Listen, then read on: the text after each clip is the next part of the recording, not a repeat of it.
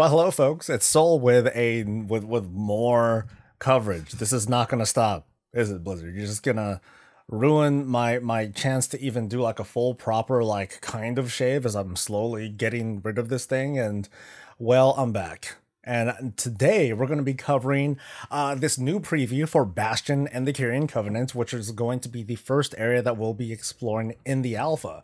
But in the meantime, Blizzard put out an official preview, basically, which this seems new. This seems like a new kind of approach that Blizzard is taking. Usually we don't see stuff like this until like really late in the dev cycle, like well into the beta, after everything has been done. So what I'm going to do today is read this, well, kind of live, kind of bare and blank, and, I'll be surprised with you folks at home and elsewhere. So let's just get right into it, and I will try to somewhat dramatically read some of this preview and react, of course. When Sylvanas Windrunner pierces the veil between life and death, you and your allies are pulled into the Maw, where the most wicked are damned to suffer for eternity. Yet Azeroth's champions are able to escape and soon make their way to the noble Kyrian in Bastion. Long has it been since a soul has been sent to their gleaming realm, and the locals are astonished by the arrival of a living mortal. However, it quickly becomes apparent that underneath Bastion's glistening veneer lies unrest and a siren. The Kyrians' anima, the soul-born essence that fuels their eternity of service, is on the verge of being completely depleted. Before you can help them and make them take your warnings of Sylvanas and the horrible truth of the Maw seriously, you must prove your worthiness as an aspirant and overcome all trials to earn your Kyrian wings by ascending. So it feels like, we're getting an idea of how the Shadowlands story is going to begin. As it was talked about in the previews, we're going to be pulled into the Maw. Somehow we escape and we just land, I suppose, in Bastion. So maybe we don't land in Oribos first. We don't get, the kind of intro into the hub. Maybe we'll all end up in Bastion first. Here is what I think is a quote. Unsure if you truly have moved on from the world of the living? We understand that this new reality may be difficult to accept. You are not the first. Ooh, you're not the first. Nor will you be the last to question the nature of your own existence. Oh, I thought it meant like you're not the first like Maw walker of sorts, because I thought we were. Your first stop in Bastion is the Vestibule of Eternity. Akin to other Kyrian sites, this pristine sanctuary is patrolled by anima-fueled centurions, and is kept clean and shining by diligent stewards, who scrub each cobblestone by hand until it has a polish that only feathered elbow grease can achieve. All right. It is here that you begin your ascension training, purifying your soul through ritual cleansing by shedding the flaws of mortality. Listen to the soothing chimes of floating bells as you wash away the dust of life in sacred pools. Oh, I love the look of this thing. It's like it's a place made of glass. It's cool. As you prepare for ascendance, you will journey deeper into the resplendent fields of Bastion, your opportunity to demonstrate your value to the Kyrian. So it's almost like when we're thrown here, we're going to be kind of stranded. I know that once the alpha begins, we may get a better idea of what's going on, but since we're not getting the intro available, I doubt we're getting the intro to Shadowlands available when the alpha begins. We're not going to have a lot. We're not going to have a lot of context, so this is going to be the closest that we get. Home of the Pure. Bastion is brought to life by its inhabitants, and if you wish to untangle the Banshee Queen's nefarious plans, you need to earn an alliance with them. Meet the denizens of Bastion. Oh, here we go.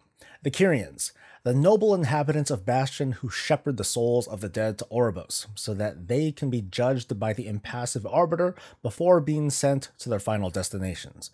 Fresh arrivals to Bastion will become Kyrian aspirants, wingless beings who will train for eons, wow, to one day earn their wings and join the ranks of the Ascended. It's got to be a really exciting kind of trial that you go through if they're going to be testing for eons. Wow. Stewards, the Owl People. Born of the magic of death, these otherworldly groundskeepers and artificers keep Bastion pristine. Along with maintaining the realm, they assemble Centurions, the anima-fueled guardians that drain Kyrian aspirants and defend Bastion. Each steward dotes on a paragon and keeps mementos of their achievements. Perhaps you will catch their eye and they'll pledge themselves to you. Really, so I'm gonna get like an owl buddy to like hammer stuff for me, or keep me clean by, or bird stuff. They'll like, okay, that's kind of gross, but oh well, moving on. The Forsworn. Rarely, an aspirant will fail to complete a rite of passage. These once bright souls darken and become lost, wandering the plains of Bastion to lament. Containing the Forsworn is key, for if left unchecked, doubt can spread like a disease. Something Sylvanas. So doubt. That kind of reminds me of the whole idea of like the Shah, the old gods, and that sort of thing. Now, for all we know, there might be something to that, or there might be some sort of old god / void sort of thing going on. I'm not quite getting that vibe though, except for that little marshmallow elemental guy down there. We'll get to him in just a little bit. But it just seems like there's going to be two sides of what Bastion is. Hey, it's going to be all about, this training and learning to become like pure-hearted and all that stuff. But nobody's perfect. And this is an example of the conflicts that we'll be going through. And finally, and now we have the Centurions, a legion of anima-fueled automatons that drill Kyrian aspirants in meditative combat, as well as defend Bastion. Mecha. Nice. So they come in several forms, apparently. There's the Praetor. These flying automatons are charged with training aspirants who show particular martial promise. Goliaths, unyielding bulwarks and powerful warriors that enforce order in Bastion. And Colossus, eternal protectors. These guardians have stood watch and defended Bastion for ages. And finally, we have memories. As the Kyrians shed the burdens of their past lives, physical manifestations of their tormented thoughts are expelled from their bodies. Only by striking them down can the Kyrian cleanse themselves and achieve ascendance. There's a kind of... There's a weird kind of strictness to the Kyrians and how they operate. Training, discipline, kind of like, I don't know if this is kind of like brainwashing or conditioning, but it's like the people who, like the Kyrians, once they are ascended, they've definitely drunk the Kool-Aid. So I wonder if there's kind of like three sides to it. There's the Kyrians and being all pure and happy and stuff. There is the Forsworn, which are, what happens when you screw up. But there might be a different side to either the Kyrians or the Forsworn, where we might see something like, well, the Kyrians are so extreme with their behavior that there are Kyrians among themselves who disagree with each other. And there are Forsworn who are, maybe they see things very differently from the Kyrians, but they're not necessarily the bad guys. Or it could be as pure as good and evil, as we may think. These are but a few of the entities you'll encounter in Bastion. While adventuring, it's best to stay vigilant. You might even cross paths with Uther the Lightbringer and other long-past heroes of Azeroth who now wander this world... Who do you think we might encounter in Bastion, apart from Uther? I'd love to hear your thoughts or predictions in a comment below. Mancrick's wife. Maybe. I don't know. I mean, she's been gone a while, so maybe, for her, it's like, oh, yeah, it's been eons. It felt like eons because my husband is like, oh, whatever. Anyway, Kyrian Covenant. When players reach maximum level and have explored the first 4 zones, they'll be able to pledge themselves to a covenant like the Kyrian. Each covenant offers its champion's abilities, along with other powers and cosmetic rewards that can be unlocked through a covenant campaign, an epic storyline unique to the faction and other activities over time. This alliance also gives the player access to a Covenant Sanctum, a city only open to players who have forged a pact with its rulers. If you choose to join the Kyrian Covenant, you'll gain 2 unique abilities, one class ability used in combat, as well as a signature ability that summons a steward to assist in your adventures. Here's the signature ability, and we looked at this just the other day, but I'll read it anyway. Summon Steward. Call your steward to bring you a phial of serenity that can be consumed to restore some of your health and remove all curse, disease, poison, and bleed effects. Your steward additionally offers access to a selection of useful amenities, each once per day. Maybe we'll find out more of what those amenities are in just a bit. To give you an idea of what to expect, you can look at the view a list, but of course these are all subject to change, yada yada yada, cool stuff. Soul binding.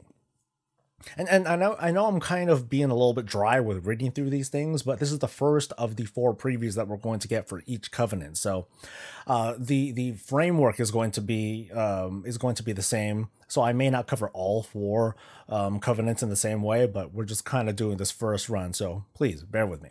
Anyway, soul binding. When you join a covenant, you'll be able to undergo an ancient rite to bind your soul to some of its most powerful members, like Uther. Come on.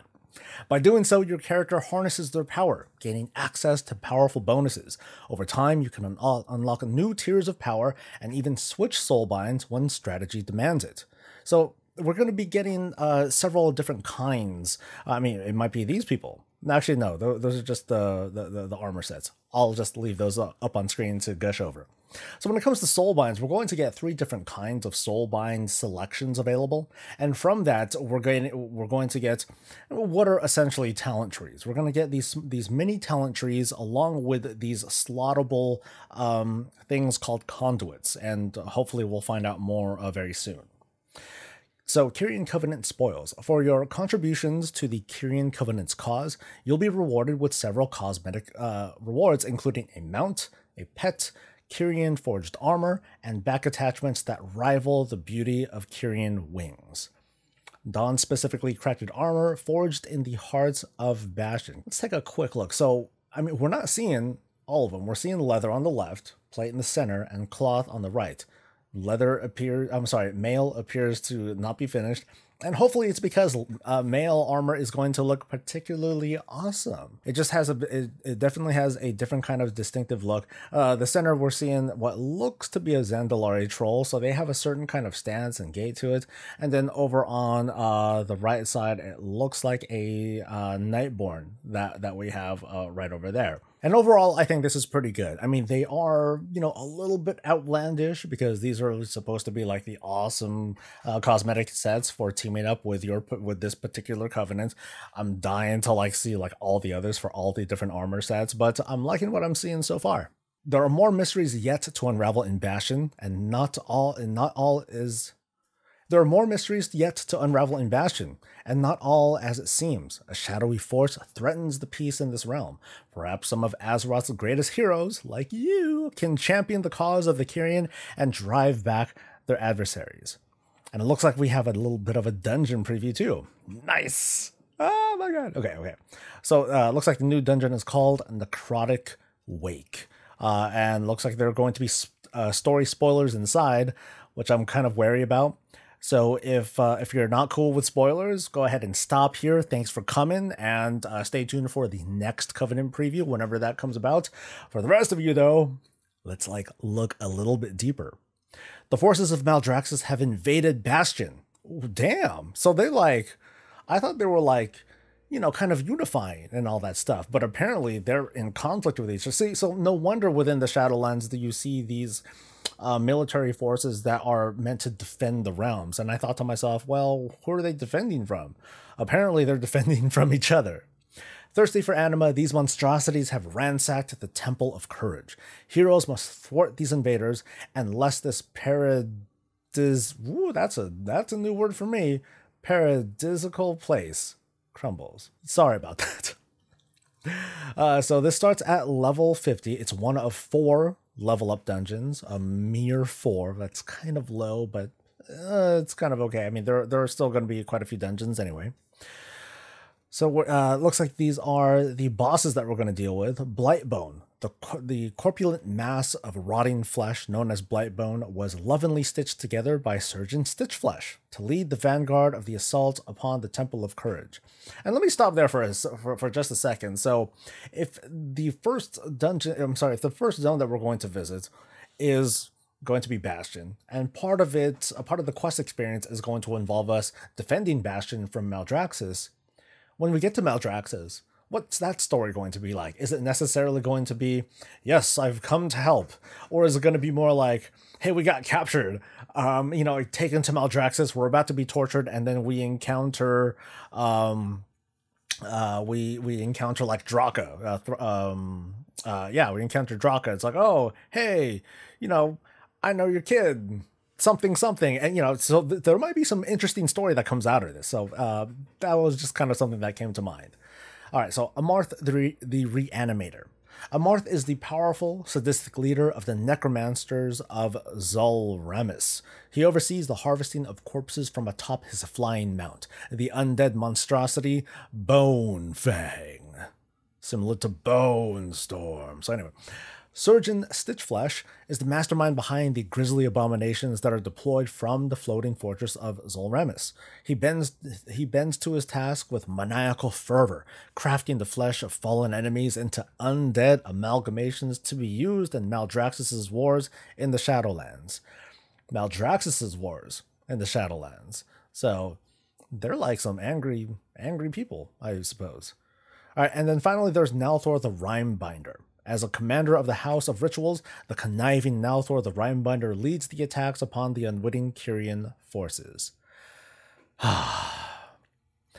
You know how you read, you know, when I was a little kid, I used to read instruction manuals from video games before I even got a chance to play said video game. Like when I'm coming home from actually buying it and I'm looking through the instructions and reading through all this. This is how I feel right now. So I'm feeling really excited just going through these things and kind of sharing some of this and gushing and reacting with some of these with you. So I hope that this is something that you enjoy listening to or watching or sharing with me. And so, you know, feel free to ask for more. Let me send some feedback. Let me know how you feel about this and what you think of. Oh boy. So let's go ahead and get out of here right now. There's just oodles and oodles of Shadowlands coverage. That's all going to be on the way.